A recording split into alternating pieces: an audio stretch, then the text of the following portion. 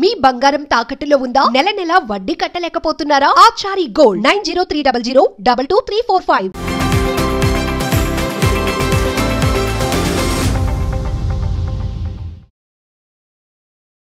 నమస్తే, welcome to magnet TV. నేను Aditya. Singer మంగ్లీకి సంబంధించినటువంటి ఒక న్యూస్ సోషల్ మీడియా వేదికగా మనం చూస్తూనే ఉన్నాం. అసలు సింగర్ మంగ్లీ యొక్క కుటుంబ నేపథ్యం ఏంటి, అసలు ఆమె సింగర్ కెరీర్ ఏ విధంగా స్టార్ట్ అయింది, అసలు ఆమె ఈరోజు ఈ స్థాయికి అడగల కారణాలు ఏంటో తెలుసుకునే ప్రయత్నం చేద్దాం. ప్రస్తుతానికి మనతో పాటు స్టూడియోలో ఉన్నారు ప్రముఖ సీనియర్ జర్నలిస్ట్ అండ్ అనలిస్ట్ మహర్షి గారు. సార్తో మాట్లాడి మరిన్ని విషయాలు తెలుసుకుందాం. సార్ నమస్కారం. సార్ నమస్తే ఆదిత్య. 2 రోజుల నుంచి మంగ్లీకి సంబంధించినటువంటి న్యూస్ సోషల్ మీడియా వేదికగా ఫుల్ వైరల్ అవుతుంది. సో ఆవిడ కూడా అఫీషియల్గా ఒక వీడియోని రిలీజ్ చేయడం జరిగింది. బట్ ఇదంతా పక్కన పెట్టేస్తే అసలు మంగ్లీకి ఈరోజు ఈ స్టార్డమ్ రావడానికి గల కారణాలు, అసలు ఆమె కుటుంబ నేపథ్యం.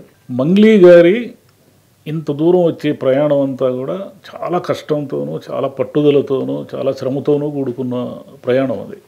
కానీ ఇంత ప్రయాణం కూడా ఒక్క చిన్న వార్తతో బుడగలాగా పేలిపోయింది.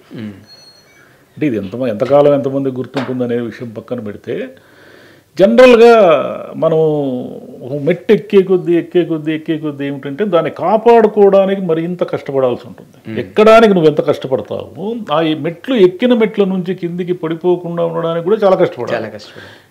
ఆమె ఒకసారి ఆమె ప్రయాణాన్ని తీసుకుంటే అనంతపురం జిల్లాలోని ఒక మామూలు గిరిజన తాండాలో జన్మించారు. ఆమె జనరల్గా గిరిజన తాండాలు ఎలా ఉంటాయంటే, కోర్స్ వాళ్ళకి విద్యా వైద్యము ఎన్ని సౌకర్యాలు ప్రభుత్వం రిజర్వేషన్లు ఇచ్చినా ఇంకా ఇప్పటికీ కూడా చాలామంది, ఈవెన్ తెలంగాణలో కూడా చాలామంది వెనుకబడి ఉన్నారు. చాలామంది చదువుకోకుండా, ఇప్పుడు మీరు క్యాబ్ బుక్ చేయండి, ఎక్కువ మంది తెలంగాణలో ఈ గిరిజన తాండా పిల్లలు క్యాబ్ డ్రైవర్లుగా ఉన్నారు. అట్లనే అనంతపురం జిల్లాలో ఏమిటంటే, వాళ్ళు ఏదో చిన్న కొంచెం పొలం ఉంటే వ్యవసాయం చేసుకోవడము, చిన్న ఉపాధి. మా చిన్నప్పుడైతే మరి సున్నము తయారు చేసి అమ్మడానికి వచ్చేవాళ్ళు ఈ తాండాల్లో ఉన్నవాళ్ళు. అట్లా ఒక కష్టమైన పేదరికంతో కూడుకున్న జీవితం వాళ్ళది. అలాంటి జీవితం నుంచి, అలాంటి బ్యాక్గ్రౌండ్ నుంచి ఆమె ఈరోజు ఒక సెలబ్రిటీ స్థాయికి వచ్చారు. అది చాలా గొప్ప ప్రయాణం అది. మంగ్లీ గారిది తీసుకుంటే ఆమె తర్వాత అంటే పాటలు పాడడము అనేది వాళ్ళ కల్చర్లోనే ఉంది. తాండా కల్చర్లోనే పాటలు పాడే ఒక ఇది ఉంది. ఎందుకంటే మేము మా చిన్నప్పుడు చూసాం, వాళ్ళు డ్యాన్స్ చేస్తూ పాటలు పాడుతూ ఏమన్నా ఫెస్టివల్స్, హోలీ ఇట్లా ఫెస్టివల్స్ వచ్చినప్పుడు చేస్తారు. కాబట్టి ఆమె తన టాలెంట్ని గుర్తించి తిరుపతిలో మ్యూజిక్ కాలేజీలో చదువుకొని తర్వాత ఇక్కడ ఉంటే మనం అనంతపురంలోనూ తిరుపతిలోనే ఉంటే మన కెరీర్ ఉండదని హైదరాబాద్ వచ్చి టీవీ ఛానల్స్లో వ్యాఖ్యాతగా పనిచేసి టీవీలో డిబేట్లు మీన్స్ అప్పుడు కామికల్ ప్రోగ్రామ్స్ వచ్చేటివి.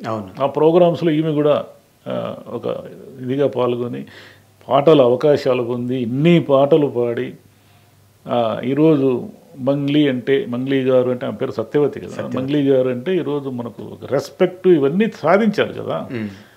ఇన్ని సాధించి నిన్నంతా మొత్తం వైరల్ అయ్యి కూర్చొని అమాయకత్వం కాకపోతే, ఇప్పుడు ఆమె ఒక బర్త్డే పార్టీ చేసుకోవాలనుకున్నారు.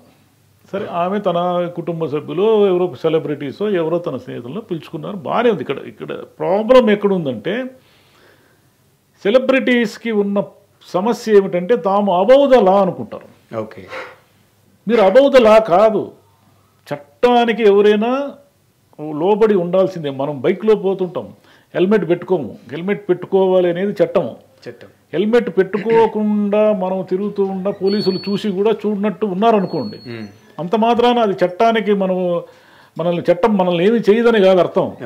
ఒకరోజు పట్టుకొని ఫైన్ వేస్తారు మనల్ని. అట్లనే వీళ్ళు ఏమిటంటే కొన్ని రూల్స్ ఉన్నాయి. పార్టీ చేసుకోవడానికి, మద్యం సేవించడానికి, డీజే పెట్టుకోవడానికి పర్మిషన్ తీసుకోవాలి. నాకు తెలియదు అంటుంది ఆమె. అంటే ఆమెని ఆ రిసార్ట్స్ వాళ్ళు మోసం చేశారు. రిసార్ట్స్ వాళ్ళకి ఖచ్చితంగా తెలుసు, ఎక్సైజ్ వాళ్ళ పర్మిషన్, మందు పార్టీ, మీరు ఎవరైనా సంగీత్ మేము మా పెళ్లి సంగీత్ మీ రిసార్ట్స్లో చేసుకుంటామని రిసార్ట్స్ వాళ్ళని కన్సల్ట్ కాండి, వాళ్ళు ఏం చెప్తారు, సార్ మద్యం ఉంటుందా పార్టీలో అంటారు. అవునండి ఉంటుంది అన్నాం అనుకోండి, సార్ ఇంత డబ్బులు అవుతాయి, దీంట్లో విదేశీ మద్యం వాడడానికి లేదు, ఈ రూలు డీజే పెట్టుకుంటానంటే ఈ రకంగా మేము పోలీస్ పర్మిషన్ తీసుకోవాలి, దానికి ఇలా ఉంటుంది, రూల్స్ ఇలా ఉంటాయి అని చెప్తారు. అలా చెప్పలేదు అంటే ఈమె తెలిసి చేశారా తెలియక చేశారా? అండ్ ఇప్పుడు ఈవిడకి సొసైటీలో ఒక ఒక బ్రాండ్లా అయిపోయింది sir. So what is good, what is bad అంటే కొన్ని లీగల్ ఒపీనియన్స్ వీళ్ళకే ఎక్కువ తెలియాలి. ఎందుకంటే ఇప్పుడు సామాన్యులు ఏమని చేసినా అంత హైలైట్ అవ్వరు, వీళ్ళు ఏం చేసినా కానీ హైలైట్ అవ్వరు. ప్రతిదీ కదా ఇప్పుడు వీడియో. ఇప్పుడు ఏమిటంటే వీడియో అనేది వచ్చేసిన తర్వాత ప్రతి కదలిక రికార్డ్ అవుతుంది. మనం చూసాం కదా, నేను నా వీడియోలోనే చూసాం కదా ఆ రిసార్ట్స్లో. మరి మీరు అంతమంది మీకోసం వచ్చారు కదా బర్త్డే పార్టీకి, మీరు చేసిన చిన్న పొరపాటు వల్ల అందరూ భ్రష్టు పట్టారు. అక్కడ వచ్చిన అందరినీ భ్రష్టు పట్టించారు. ఎందుకంటే ఆ వీడియోలో ఉన్న వాళ్ళందరూ కూడా ఇబ్బందిగా ఫీల్ అవుతారు కదా. వాళ్ళు నిజానికి వాళ్ళు చేసిన నేరం కూడా ఏమి లేదు. మనకి ఎంతోమంది పార్టీలు చేసుకుంటూ ఉంటారు, పార్టీలకు వెళతారు. అసలు మనకి ఏం తెలుసు? ఇప్పుడు మిమ్మల్ని ఎవరైనా ఒక పార్టీకి పిలిచారనుకోండి, అక్కడ పర్మిషన్లు తీసుకున్నారా, విదేశీ మద్యం వాడతారా, డ్రగ్స్ వాడతారా అనే డీటెయిల్స్ అంత రిపోర్ట్ తీసుకొని పోరు కదా.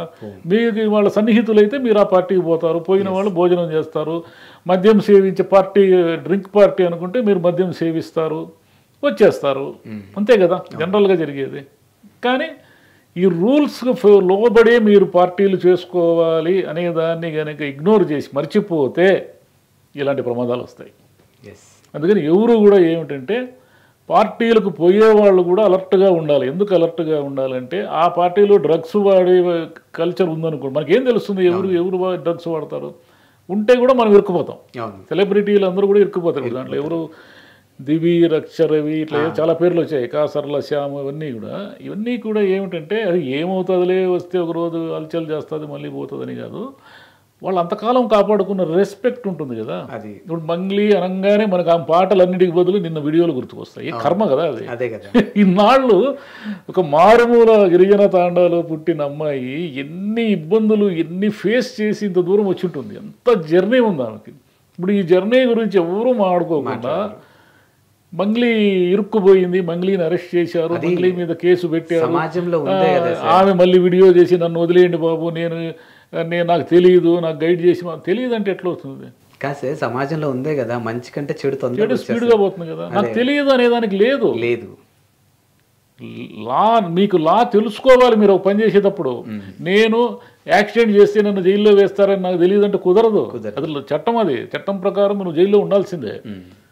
నువ్వు మద్యం సేవించే పార్టీని పెట్టినప్పుడు ఎక్సైజ్ పర్మిషన్, పోలీస్ పర్మిషన్ తీసుకోకుండా పార్టీ నిర్వహించకూడదు. అది రూల్. అది 3-4 అంటే అది దానికి ఏం పర్మిషన్ లక్కర్లేదు. ఒక మాస్గా చేసేదానికి పర్మిషన్ ఉండాలి. రిసార్ట్స్ వాళ్ళు మన దగ్గర డబ్బులు వసూలు చేస్తారు. వాడు కట్టకపోతే అది మన కర్మ. మనకేటో తెలుస్తుంది? మనం అన్నీ చూడం కదా. సంతకాలు పోలీసులు పర్మిషన్ ఉందా, ఎక్సైజ్ పర్మిషన్ ఉందా మనం చూడం కదా. పోలీసులది ఏముంది?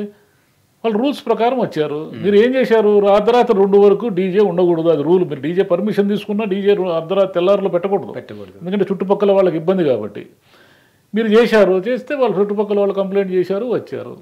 తీరా చూస్తే ఇట్లా సెలబ్రిటీలు ఉన్నారు, అయిపోయింది. దాంట్లో ఎవరో డ్రగ్స్, గంజాయి సేవించాడని ఏదో వచ్చింది, అదొక గోల. Thank you sir. Thank you.